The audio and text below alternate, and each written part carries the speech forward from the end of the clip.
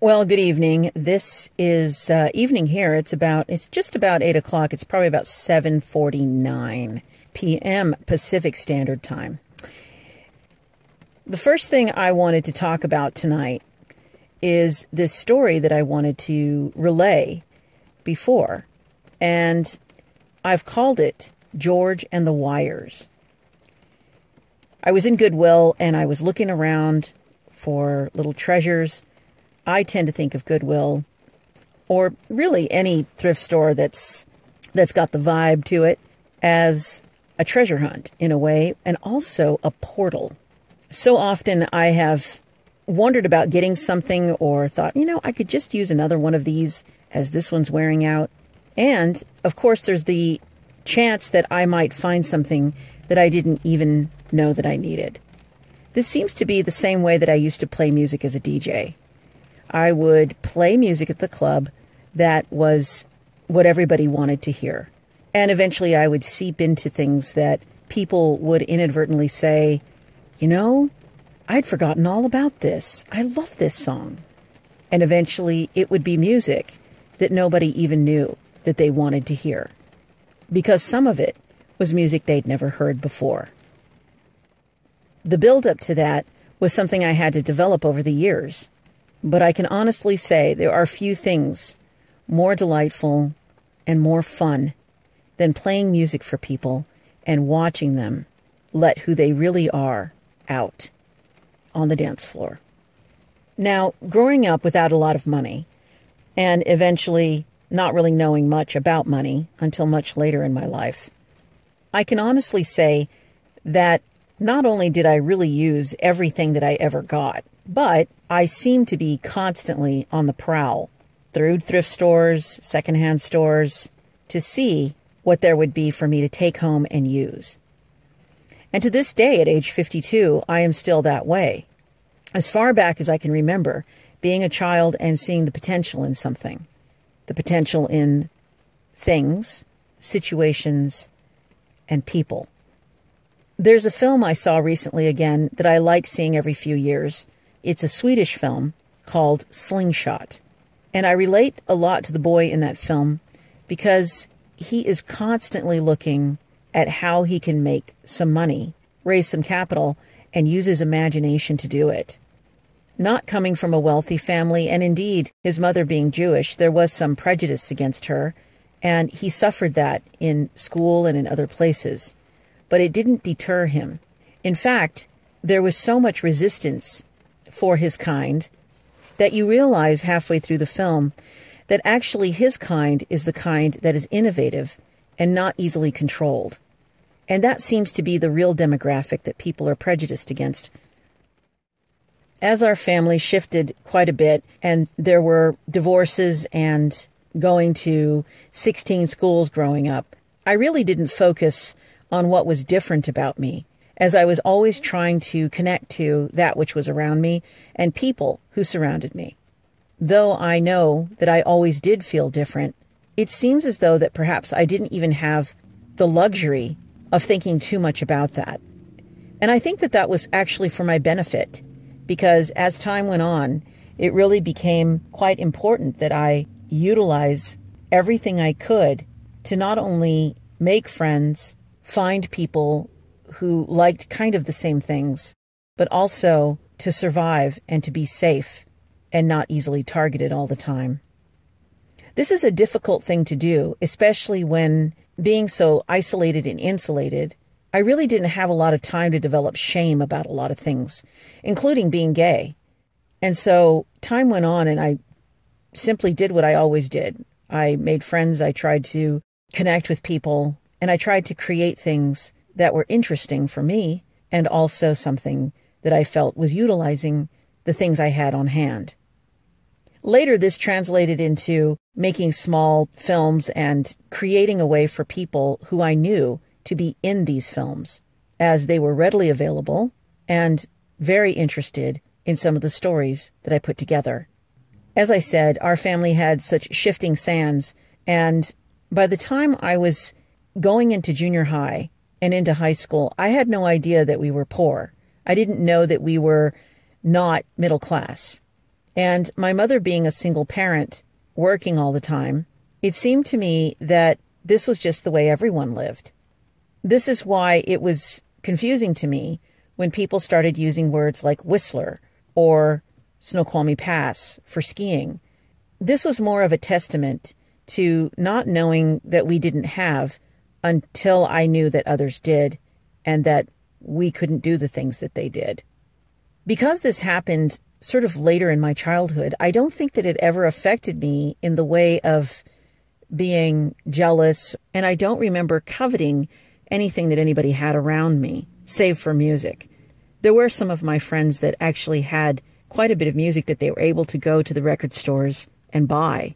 Peaches Records, Tower Records, Golden Oldies even, Roxy Music on the Ave, and on Capitol Hill there were scores of record stores that people would find gems that I really later on used to hunt day and night so that I could add them to my collection. In the same mode of using what I had, I remember staying up most of the night, in the summer and in the school year, waiting for my favorite songs to come on so that I could record them. I had a radio tape deck that I had worked all summer for with a roofing team when I was 13 years old, the owner of which was the father of the girl that I had my first crush on, which subsequently ended up being quite the disaster and the traumatic formative experience of that which attempted to shame me, but never quite reached in, simply because I didn't know what they were talking about. I only knew how I felt, but being in such a religious environment, I had no words for it. The tape deck radio was a tool for me. It was a source of enjoyment, but in the earliest times of me recording anything, it would sit right there next to my bed, on the floor, as I would try to muffle the sound and get away with staying up. The pause button would be depressed, and so would the play and record, so that I could unhook the pause button at just the right moment to catch as much of the beginning of the song without the DJ talking. If I had not had to have been so quiet in those moments, I know I would have yelled and shrieked when I got a perfect recording of what I wanted to hear over and over. My life really expanded when I got a dual cassette player. And when this happened, I was able to record myself making an index at the beginning of the tape, instructing the listener what would be on the menu on side A and side B. When we went grocery shopping one time, I found an empty cream cheese narrow cardboard box that I kept my tapes carefully in, labeled, in cases, and in sequential order. And then, of course, like rabbits multiplying, I was on the prowl for bigger boxes and more of them. I remember listening to the DJs at that time who were actually really DJs. It wasn't a programmed thing, and sometimes you would hear the most amazing things that people would say about the music that all of us were waiting to hear. They would talk about the artist, some of the background, some of the instruments, and sometimes you would get information about what was even more peculiar about the recording session, or where the people were from, or even how they knew each other. I never missed a word, and there were times that I did call into the stations eventually, letting it ring and ring and ring for minutes and minutes, so that I could ask questions, or so that I could ask to hear a song again. The intensity that I felt for the music I was hearing, for the situation that I was in, for how magical things would happen to make it possible for me to turn the station at just the right moment, all seemed to me to be a portal in itself. And there was no doubt for me that this was my calling, to be the listener, the purveyor, an appreciator of music, and someone that I myself would turn to if I wanted to know something about a song, an artist, a time period, a crescendo of one's work and catalog, and perhaps, just perhaps, the opinion on all of it. Teresa and I talk a lot about being alive at a time when the music in the 80s was so fresh and so hot and just so outstanding. We talk about that and we call it the amber portal of music. We also have talked a lot about how the harmonic convergence of the 80s was like a musical aurora borealis, coloring everything with its splendiferous light, unable to hold itself back any longer.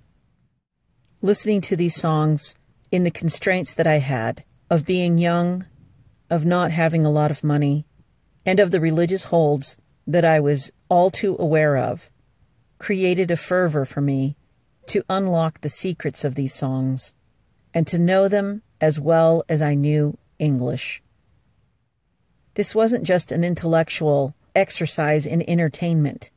It was visceral, and there were times when a song so deeply touched me that even in my early teens, I would find myself either crying or knowing that I would know that song for the rest of my life.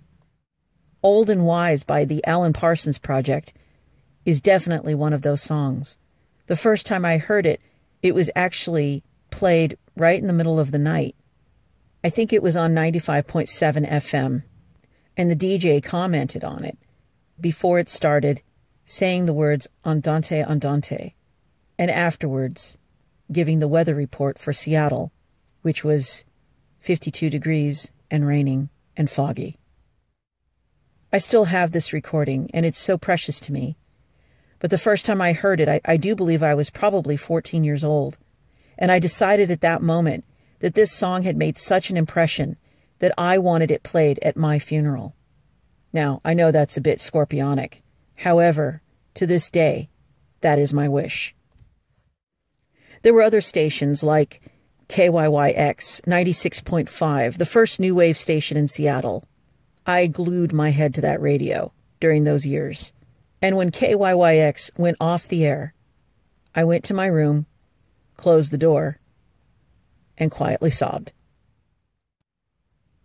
What I know now is that the finding of these things, the uncovering of them, the revealing of what they had for me, and the seeming loss of the portals and the oasis from time to time for lack of funding, for mergers, or just for the lack of taste in the public demanding something that was subpar instead of that which was pure art, now resonates in me with the bitter sweetness of it, and yet what I know is more of the sweetness because the memory of something coming at just the right time, at just the right moment, with just the right attention and desire, is a rarity that must be seen in real time if it is ever to be recalled completely.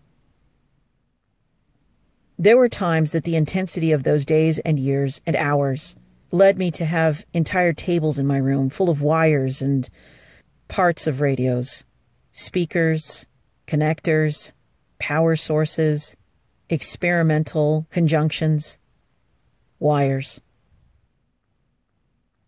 A friend of mine once, who visited my record room of 40,000 albums, said, "You're like a mad scientist in here, you know." And it's true. But I was the mad scientist when I was 12 and 14 and 16 and on out into my own apartment in my late teens and in my 20s. I'm reminded of New Order's song, Regret, where he says, "I just want a place I can call my own, have a conversation on the telephone. I'd wake up every morning, that would be a start, and I wouldn't complain of my broken heart." When I finally had my own apartment and I was able to turn on music and feel as though my life was really beginning, I remember sticking my head out the window on the 4th floor of this apartment building on Capitol Hill, the breeze coming through, it was mid-spring, and listening to What's Going On, redone by Cyndi Lauper. Any childhood or teenagehood that I thought I hadn't had made this event significant because I was absolutely certain that my real education was beginning and I wouldn't miss it for the world. I began having parties. People would come over and we would make food and I would play music and we would somehow get a bottle of wine or two and we would dance and dance and dance and laugh. And even though there wasn't a lot of history yet, we would talk about the last party or the party before that. These were transformative times. They weren't just parties. These were frequencies wherein the invitation had been put out and were rides like no other. I remember working a lot and thus making it so that I was able to purchase more stereo equipment, more tapes. One of my favorite stores in Seattle was Pro Tape. It was a place where you could get absolutely clean tape in these clear cartridges that I thought were really cool. I remember getting half-hour tapes, 45-minute tapes, 90-minute tapes, and 120 minutes. Usually I settled for the 90 minutes because the 120 minutes seemed to stretch a little worse, and sometimes you'd end up having your tape eaten in a machine that could cost you a machine. I made up a drive that went from where I lived on Capitol Hill all the way out to Duval, knowing that was the marker, and then I would turn the tape over, and side B was long enough for the drive home. I would take friends on these drives, and in the dark, each of us had a soundtrack to everything we were thinking. Back then with tape, everything was in real time. If you edited something, you'd have to make sure the edit was perfect. Otherwise, you'd have to black the tape out, go back, redo it. And so there were things that I experimented with and blended in and tried to connect things that sometimes didn't work, almost like Frankenstein, without the use of his left arm. There was always going back to the drawing board and reconfiguring. And as my father, who worked for AT&T for many, many years, would bring home all of the discontinued models of telephones from the year before, I was the first to have a cordless phone amongst my friends and started to experiment with answering machines and telephones to create things that I thought about making, but then eventually found that things were happening that I could never dream of. That's about the time that I began to collect answering machine messages. My friends would leave sometimes they were going through heartbreak, sometimes they were going through falling in love or losing a job or angry at somebody or angry at me. I would keep the answering machine messages, of which I still have in a dresser in my record room, from the age of 17 onwards. These answering machine messages are like gold. I can hear exactly what stage I was at, what stage everyone was at, and how much we were at the very beginnings of the stories we would later tell. Every year, I would take the best answering machine messages, one or two from each of my friends, and I would put a song to them. And it got pretty good. I was able to blend music with people's voices and send them out. I would make copies. Of course, I'd have to go down to Pro Tape and buy a bunch of tapes and dub them all in real time, which took forever. And then I would mail them out or send them out or pass them out at a party around New Year's. I wonder sometimes, sincerely, if anybody has those tapes anymore. Of all the soundtracking I've done and all the scoring I've done for even my own shows on the air, I would say my most favorite thing that I've ever done is to soundtrack people's lives, to send them a song that I think they could probably use at the time. At first, this seemed like coincidence that it was a good song to send, but now I think it's a mixture of psychic, intuition, and the listening that I have for people around me. I really do pay attention to the people around me that I love. And so when I release something to them that I think could be helpful or could put some things in their place so that there's some comfort about an issue or a situation, it isn't just because I've tuned into a feeling in the air. It's because I value the people around me and love them and want them to know that they are seen, not just in this dimension, but in the frequencies that I found so early on the air and in the airwaves. The connective tissue that we sometimes forget about, but then remember when something occurs and it is felt by others around us, has been of special interest to me my entire life. And so, upon walking to the back of Goodwill the other night, after putting a few treasures that no longer surprise me, but delight me when they are found during my visits to the portal, I thought I'd check out what was in the electronics section and what people have donated that they don't find useful, don't know how to use, or aren't interested in learning. What started to fade in was the sound of something that was so familiar to me that I was actually surprised that it wasn't me that was making that sound. The shuffling of plastic and metal, the erratic pauses, and then the sounds of sorting, reconvening, and resuming. I approached and saw a young boy on his bare knees on the cement, shoveling through the wires, as I often know that I have done and still do in my sound room.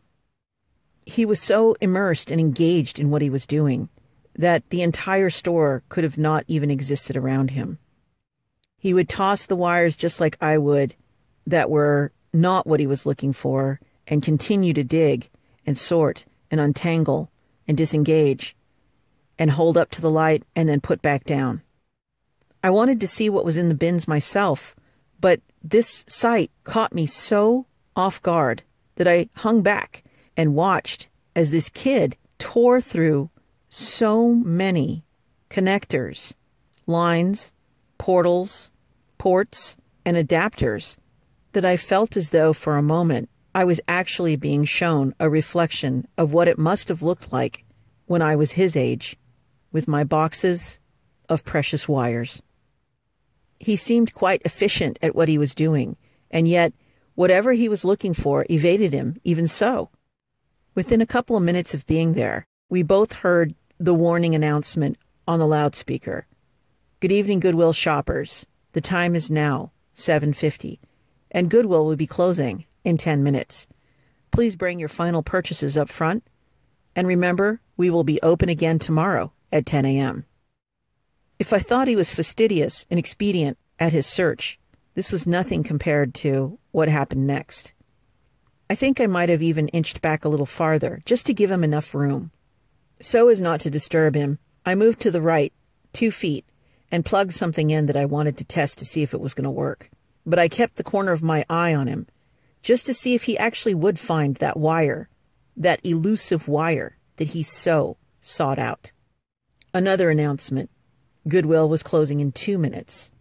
He paused for half a second and then went even faster. I knew at that point I would never get in the wires, and so I turned the cart and headed towards the line, somehow with some restored faith that perhaps there were others that were willing to look for just the right thing to make their world electrically sing. And that the perseverance that I saw in front of me was only recognizable because it was the same that I'd had for so many years, in being determined to not allow anything to stand in the way of what I wanted to make, even if it was some small effect. In line at the front, it was a few minutes before I could actually get to a cashier, but when I did, I suddenly saw this young boy coming back into the store. I didn't even know that he had left. Apparently, he had checked out and was coming back to say the wire he had did not work. Being on the corner cashier next to the front door, the woman that was checking me out said, "What do you mean it doesn't work?" And he said, "It doesn't work. I tried it. I went to the car and it doesn't work." I knew the desperation. I also could see she was not going to allow him to go back to the wall and look some more. She looked at him. He looked at her. He said, "Well, can I just get the wire that I brought up in the box? That one might work." She pulled it up and she's like, "This?" And he said, "Yeah. Can I get that one?" He was completely unaware of anything around him except that he needed that wire. She said, "Well, you're going to have to wait because I'm checking out this woman and it's going to be a few minutes." And he was like, "Well, how much is it?" And she goes, "Well, this one's $2 more than what you paid for that one." At that moment, I think I knew that the money itself was probably more elusive than any wire. I said, "Well, why don't you just let me pay for it? I'm already checking out, and if you're sure that wire will work, I can get it for you." He looked at me for the first time and looked completely bewildered that anyone would help him with what I'm sure he was chided about as his obsession. He tilted his head a little and said, "Really?" And I said, "Of course. I understand what it's like." So the cashier went ahead and charged me for it. And she handed the box to him. And I said, "There's one condition." He looked at me, and I recognized the expression. It seemed to say, I knew there was a catch. I looked him in the eyes and said, "When you're my age, if you ever see a young man such as yourself needing a little help like this, you have to promise me that you will help him." And he was like, "I totally will." Grateful, I think, at an assignment that would be so far in the future, and one that he could most likely relate to. The cashier looked at him and said, "Yeah, George, pay it forward." And she grinned a little bit, just to soften the assignment. He smiled and ran out the door. His priority was the wire.